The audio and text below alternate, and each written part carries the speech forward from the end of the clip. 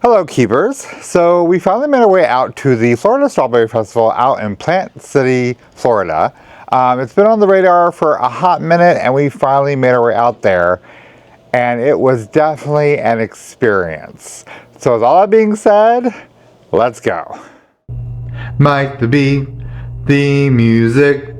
So the Florida Strawberry Festival, the well-known one, there are several I found out that are actually in the state of Florida, but the big Florida Strawberry Festival is in Plant City, Florida. So when everybody talks about, you got to go to this, that's all we've been hearing for the past couple of years.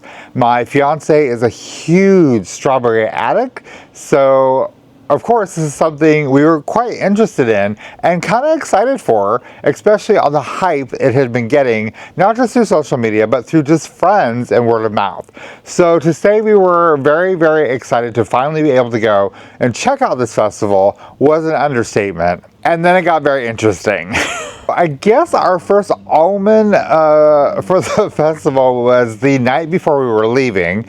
There was a news story that broke about the traffic. We were trying to get to the Strawberry Festival earlier today. Sheriff Michelle Cook talking about the backups, calling the issue unacceptable in a statement on her social media page. And this is something that we see happen every year for this event, Scott. So we do have news for Jack's reporter, Khalil Maycock, who joins us live from the area. Khalil, how's the traffic right now? Janice, the traffic is moving along right now. If you can see, there are people who are going. And just a few minutes ago, deputies were out here directing traffic, but they are clearing the area. But I do want to say I did speak with some people out here before they left, and they were telling me when they were trying to get in, it did take them a while. And they said that's something that they did not expect, especially for the Strawberry Festival. Now, if you take a look at your screen, this is a video from earlier. It's showing how heavy traffic was. Cars were bumper to bumper. The Clay County Sheriff's Office even closed the entrance to the Strawberry Festival. The public information officer says they closed the entry gates at 3:50 this afternoon. But you can see deputies directing people to leave from the exit. A News4Jax employee who was at the festival said it took close to an hour to leave. And one person I spoke to off camera said she didn't expect traffic backups during this because she says it's usually here for the fair time. Now, the Clay County Sheriff's Office did post this traffic alert on social media this morning, alerting people traffic would be heavy. So if you're not going to the festival, consider an alternate route. The Sheriff's Office also told me through text that they did have extra deputies out here to help with the traffic. This included 14 deputies and PSAs, 15 explorers, and 2 supervisors, and then other deputies were called in as well. And Sheriff Michelle Cook released a statement about this festival on her social media page, saying in part, "For the past few years, we've gone back and forth with the promoter about the security and traffic needs for the Strawberry Festival. A couple of years ago, they literally hired 2 deputies to work the event. Although they have increased the number of off-duty deputies, this is still not acceptable. Our deputies have been out there all day with no breaks, and we've had to call in on-duty personnel to assist. This is unacceptable. I'm assigning more on-duty personnel tomorrow." And Sheriff Cook says if the festival can't hire enough staff for a full and comprehensive traffic plan, the Clay County Sheriff's Office will not support it. Reporting live in Clay County, Khalil Maycock, Channel 4, the local station. This kind of gave me like some reservations about should we actually be going to this? Should we actually be trying to do this? Also come to find out that apparently the traffic to and from this festival is always a nightmare. It's always a big issue. The people in the area say yes. Strawberry Festival season is not good for traffic in the area. This story, when it broke on the news, made a lot of sense. But we were already committed to go. So we're like, you know what? We're going to go and we're just going to see what happens and what it's all about. So we do live on the east side of Orlando, so our travel time was going to be about an hour and a half, which we were expecting. We already know the traffic through Orlando, around the theme park areas, the Champions Gate area, Lakeland. We're going to have to pass all that to get to Plant City and the Florida Strawberry Festival. So we already had that in mind. We were already prepared for that. That wasn't going to be a big deal to us. As we got closer to the actual festival grounds, we do follow Google Maps. And so Google Maps had already told us that we needed to get off on an exit before the actual festival. And as we were getting closer, the little traffic things that are above that tell you about accidents and like, you know, different things was saying the same thing. And then we hit the traffic on the highway. It was backed up, it was bumper to bumper, it was very slow crawl if moving at all. We did finally get off the highway. The surface streets were worse. It was just absolutely horrendous. Like, I don't know, probably some of the worst traffic I've been stuck in quite some time. We were lucky enough though, we started noticing these kind of parking areas popping up as we got closer to the festival. We found out that all the parking lots, even the ones close to the festival, they are actually organized and run by local nonprofit organizations. Usually there's like a little sign or something that tells you like who is running each of the different parking lots as you pass them. So if there's a certain organization you're looking to support, or maybe you see one you don't care for, you can keep going because there's going to be another like parking lot, parking area for you to park at. Most of the parking I saw was $20 per vehicle for the day. There were some that were a little bit more expensive. Just keep that in mind. Have cash on hand because they don't all take, you know, credit cards or Google Pay or Apple Pay. Just kind of keep that all in mind if you decide to visit this festival and you're looking for parking. We did find a lot. We decided to park not at the festival grounds because traffic was just getting to be absolutely nightmarish, to be quite blunt about it. So we did find a lot that was open on the other side. This is after we passed the lot that the lady was standing out front waving her bright orange flag and said, "There's no more parking. Stop waving your flag. There's no more parking. Why are you waving your flag?" But we did find an open lot on the other side of the street, so we had to, you know, get to the other side, make a U-turn, all that fun stuff. And this one was run by the Boy Scout Troop and Pack number 744. Love the Boy Scouts. I was a Tiger Cub. Tiger Cubs, right? When I was younger. So a fun, quick little story about that. That's actually where I got my very first trophy. So for those who know, they do the Pinewood Derby every year. I think they still do it. I don't know. I don't keep up with the Boy Scouts. We did the Pinewood Derby. We made our little cars, painted them. We put like weights in the front. I remember all that stuff. Put the wheels on, all that. Great, wonderful. They had the Pinewood Derby in a local mall at the time. My car kept like stopping in the middle of the track. And the track is this huge steep incline ramp. So for it to just stop was crazy.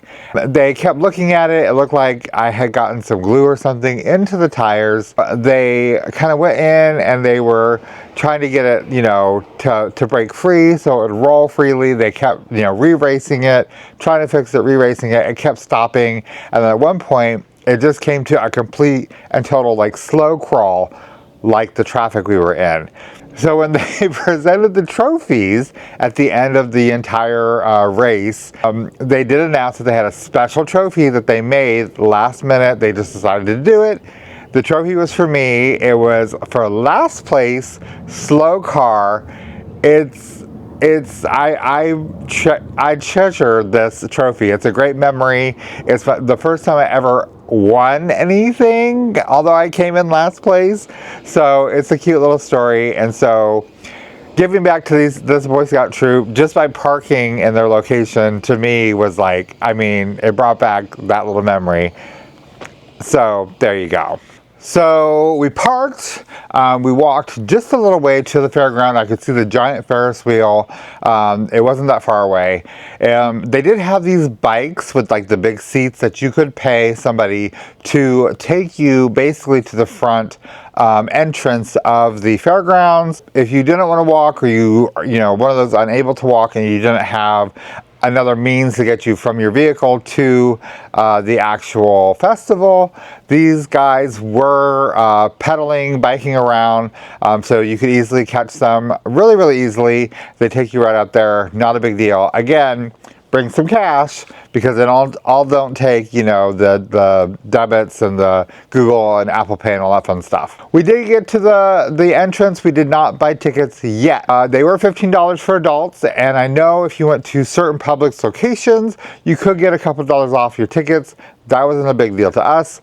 So the fun thing was, we got there and there was a line that was formed along the sidewalk, and it looked like it went to the front of the festival. And we asked, we're like, are you guys in line for tickets?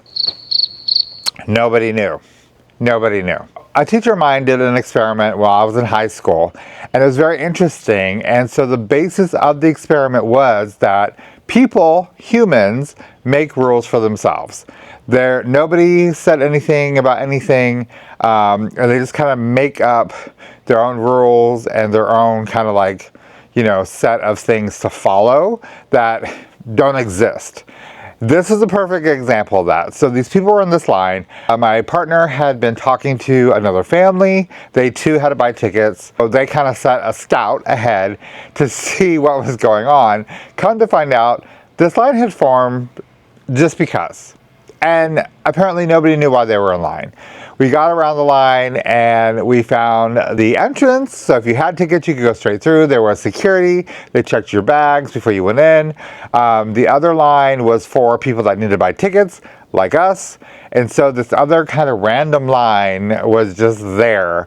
So ask questions, don't assume things, and don't make, you know, rules that are unnecessary. So we were able to purchase our tickets, and then we went through the security, which was interesting because I usually wear a Loungefly bag, and now I have a separate bag for my camera stuff. And so I had my bag with me, and the lady checked my bag, kind of, sort of, and then we got past them, or her. They had metal detectors that were not working. So they basically were just like, just go over to the people, scan your ticket, and go in. Well, I was like, great, wonderful, all this wonderful security for this massive festival. I feel great about this. But we did get inside, and that's when we hit the massive crowd. Like, it was so crowded. I don't even know how to explain it. It was just so crowded. There were so many people. They were more people were coming in. I don't know what the capacity of the fairgrounds were, but there was just so many people. Like, I have been to the theme parks when they were at capacity. I've been there for New Year's Eve, and it was insanely crowded. I think this was more crowded. I truly believe that this day we went, it was more crowded than any other place I had ever been before. Absolutely insane. I was feeling claustrophobic. I was feeling a little anxious. Like, I don't ever really get those feelings, but I was. And it was making me very uneasy. But you know what? I was like, we're here. We're going to have a great time. Let's do this. So the entrance that we went through was near the galore attractions, America's Spectacular Midway. This is where they had a lot of the carnival style rides for more like the adults and big kids. Of course, there was food booths kind of everywhere. So we kind of were making our way through that because we were there for the festival. This is supposed to be a strawberry festival. So the thought to me is, I'm going to be bombarded with strawberry everything. There's going to be tacky signs and costumes and merchandise, and of course the food made from strawberries 500 different ways, and probably some contests. And then because it's supposed to, I don't know, I was expecting like that homegrown kind of fair feeling, so maybe some livestock sellers, auctions, that sort of thing, just kind of in your face everywhere. And this was not that. I do want to say really quick, I don't have a whole lot of video of this festival because I was just so overwhelmed with the number of people at this festival, and then the lack of festival at this festival. We did find what was called the main exhibition hall. We walked in there and I thought, okay, this is where we're going to get all the stuff in our face that we're expecting. And no, we walked into it and it was a flea market. It was a flea market. My partner called it a swap meet, which was just hilarious to me.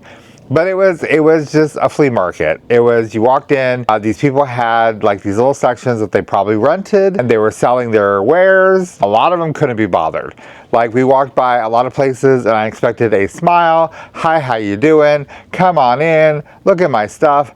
No, a lot of people like were turning away from you, like they just couldn't be bothered. If you're here to sell something, sell something. Like, if you can't be bothered, why are you here? And then don't complain that you're not making any money because you're not engaging with the potential customers that are walking right by your booth. But we walked in there, it was just a big flea market. It was annoying, it was crowded.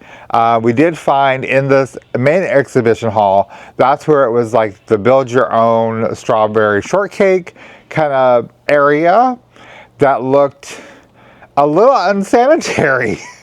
I'm in the food industry, so when it comes to food and, you know, places where you get something to eat, you're going to put it into your body, I'm already like scanning the area for like all kinds of food safety issues, and this was just screaming to me, don't do it. Being in this situation, which is more like a fair, I know there's a lot of things that go under the radar, and you may be doing things that are quite unsafe for you, but I don't know, this just kind of gave me bad vibes. My partner asked me if I wanted to do it. I was like, you know what, we're here for strawberries. It's build your own strawberry shortcake.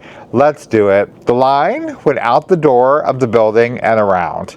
It was so long, and somebody even said it's about an hour plus to build your own strawberry shortcake. So we both said no. We're good, we're gonna keep moving and see what else we can find. So we left the main exhibition hall and we finally found a little bit of festival. We found this cute little booth. It was in the shape of a strawberry, and they were selling strawberry Dole Whip along with other things out of this strawberry shaped booth. This is what I was expecting. This is what I was expecting all over the place. I wanted to see red and probably pink for days. This is really the only thing we found that was like screaming at us for strawberry. So of course we stopped at the booth. We did get the Dole Whip, and I'm gonna tell you right now, this Dole Whip was freaking amazing. It was so good.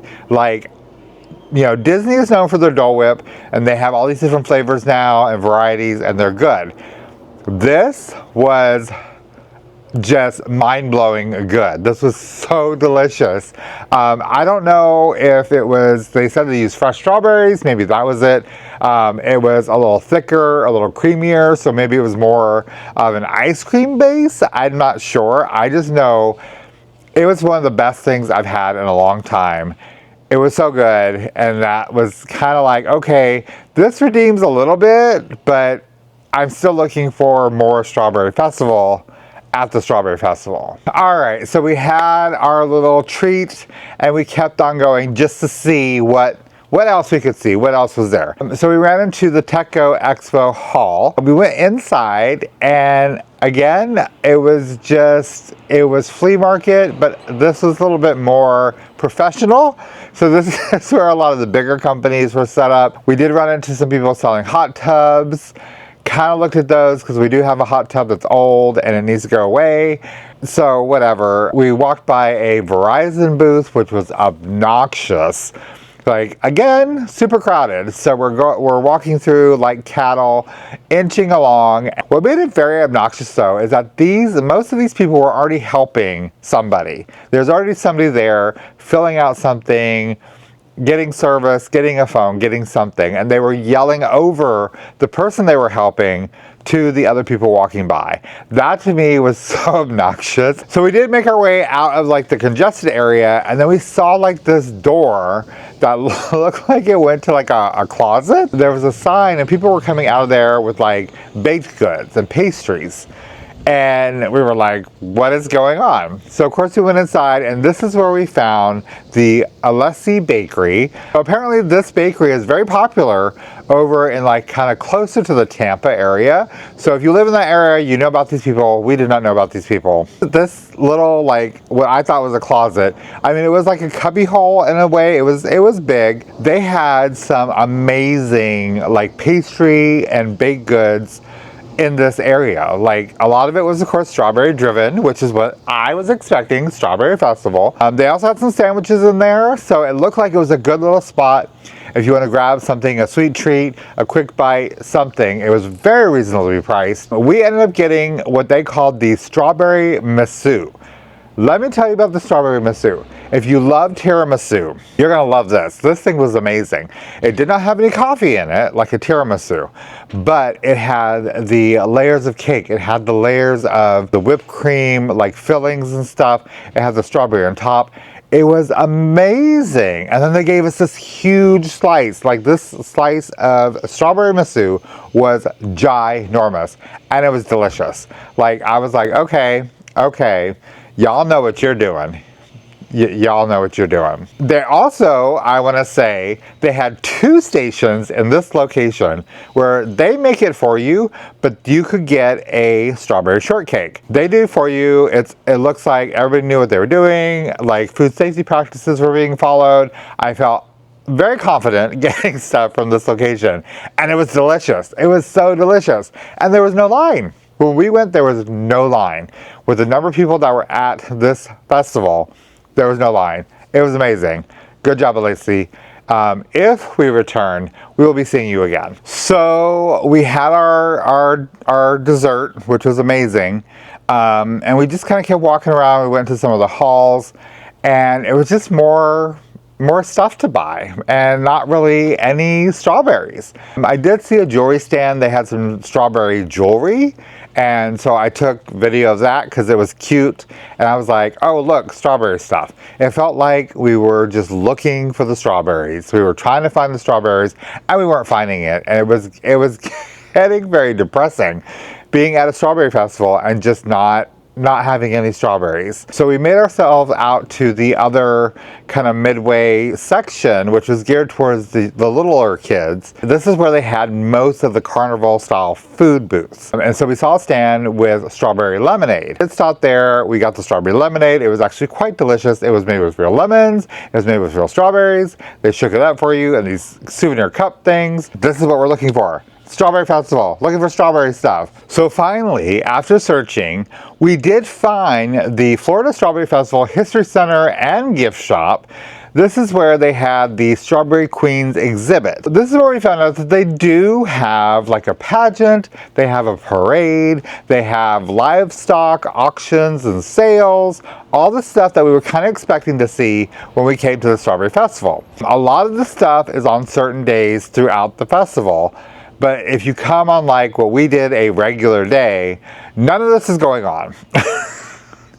None of it's going on. I was a little disappointed, but we were able to look through this center, which is really cool. We did find out that the first Strawberry Festival did start on March 15th of 1930. So this festival has been around for a hot minute. They had some things in there like the growing pains of the festival, how they expanded the grounds, how the mascot of Mr. Berry came along. They now also have a Mrs. Berry to go along with Mr. Berry, and I'll talk about that in a minute. There are the redcoats, which are kind of like the people in charge of the festival. It's a very like big honor for the ones that have these coats to basically do, I guess, the speeches and like the bigger pageants and that sort of thing.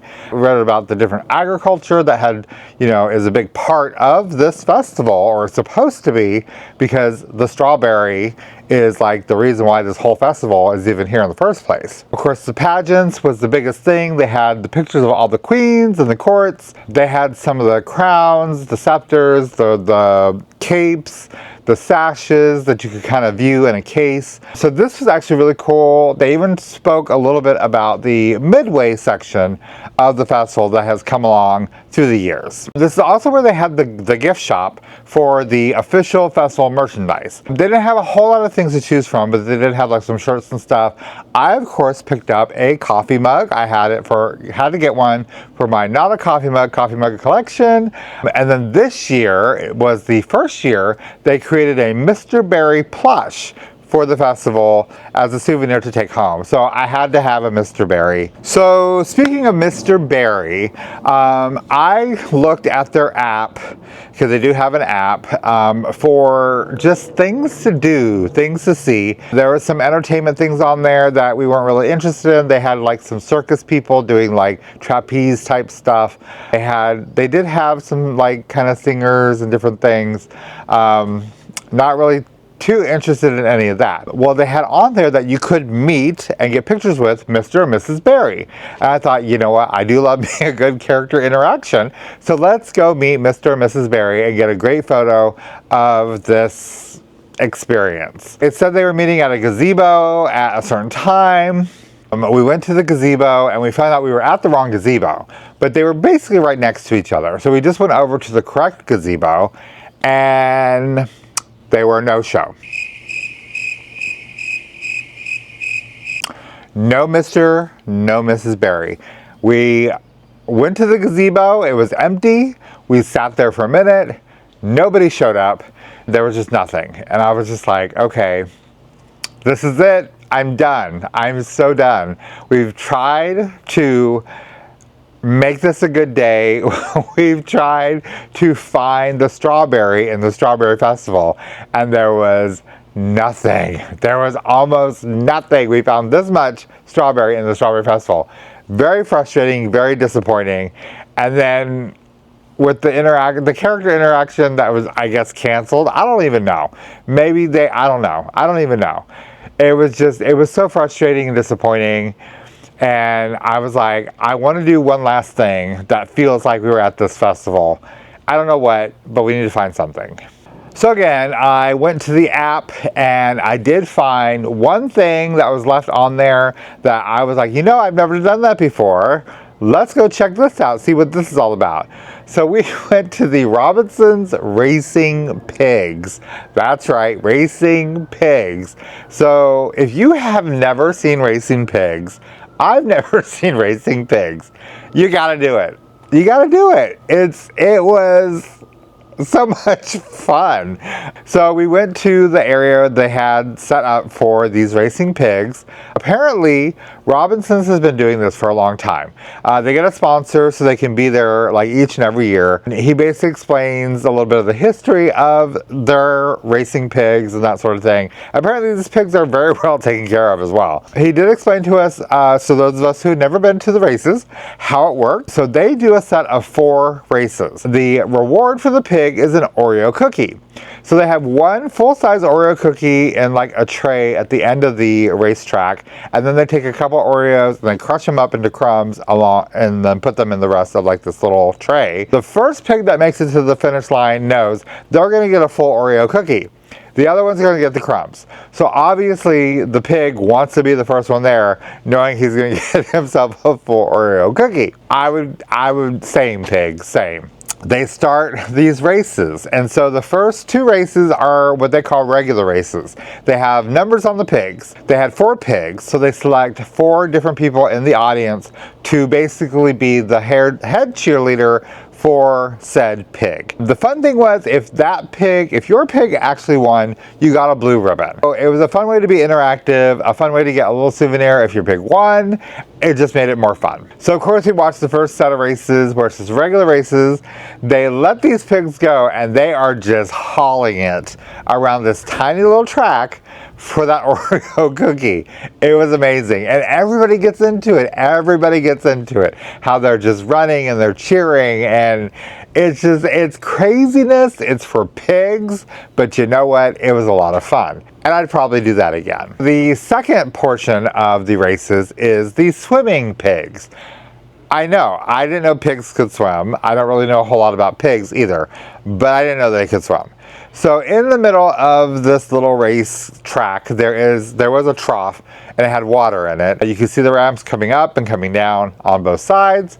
And so again, explaining to us, same situation, there's an Oreo cookie at the end, the pigs know about it. Instead of numbers, they actually put a little bit of coloring on the butt of the pig. So each pig was a color this time. This time around, they only had 3 pigs, same situation. And then they sent the pigs off to get their Oreo cookie. And this was insanity. Insanity. If you've never seen a swimming pig, Google them, look them up, find them, go see them. It's amazing. We watched these pigs go up this ramp and just launch themselves into this water. Like, it was insane. It was amazing. It was probably the best fun I had all day at this festival, was watching these pigs launch themselves into this water to go get an Oreo cookie.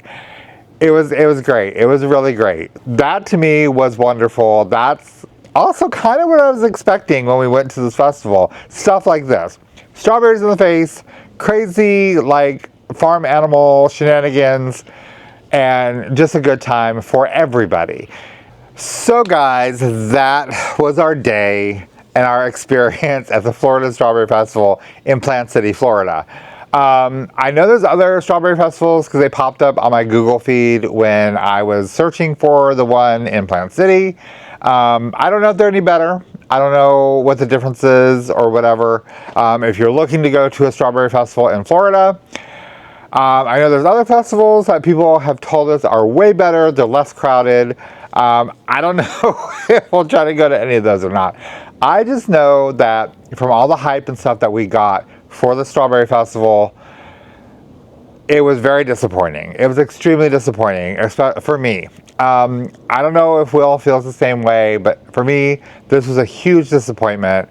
I don't plan on going back. If he wants to go back, of course we'll go. We'll make a day of it. We'll get through it. But I was very disappointed. I had this expectation of what the festival was supposed to be and what it could be, and it wasn't any of that. If you're planning on going, if you've never been and you're planning on going, I hope this helps you in making a decision. If you go all the time and you love it and maybe you have a better experience, good on you. I hope you continue and you continue to enjoy it. I did not. I did not have a good experience with this at all, and I definitely will not be putting it on my calendar for the foreseeable future. So I just want to end by saying thank you so much for following along on my little adventures. And as always, I am Mike the Bee. You never know where I'm going to be. I'm just going to be. You be too. I'll see you guys later. Bye.